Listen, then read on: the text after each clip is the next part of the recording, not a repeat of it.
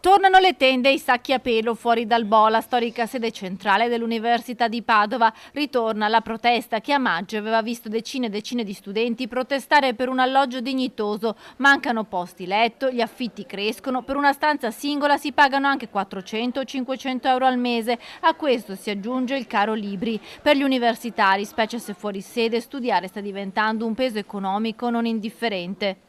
I prezzi sono sempre gli stessi, se non aumentati, diminuiti del 12%. Parliamo di sempre 400 euro al mese per una stanza singola.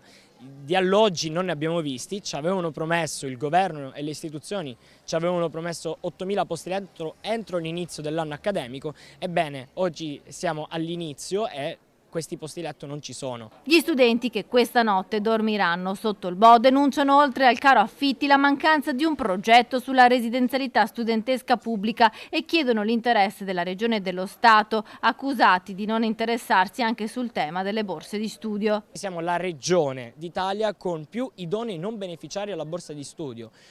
L'altro giorno, anche se ne è discusso in Consiglio Veneto, l'assessore al bilancio ha dichiarato che ci sono circa 5.000 idonei non beneficiari in tutta Italia, 3.200 solo nella regione Veneto, di cui a Padova 1.995. Stiamo parlando di numeri disastrosi. Gli studenti e le studentesse non hanno ricevuto la borsa di studio l'anno scorso e la preoccupazione è che non la riceveranno anche quest'anno. Una risposta agli studenti viene data dalla rettrice Daniela Mapelli, che spiega come il dialogo tra università ed ESU, l'ente per il diritto allo studio, sia costante. Noi sappiamo che c'è un problema con gli affitti che riguarda anche la città di Padova, anche se non in maniera così importante come in altre città, ma anche da quel versante ci siamo dati molto da fare in collaborazione con l'ESU e quindi con l'ente regionale allo studio, e già da quest'anno ci sono 150 posti in più negli studentati per dormire disponibili.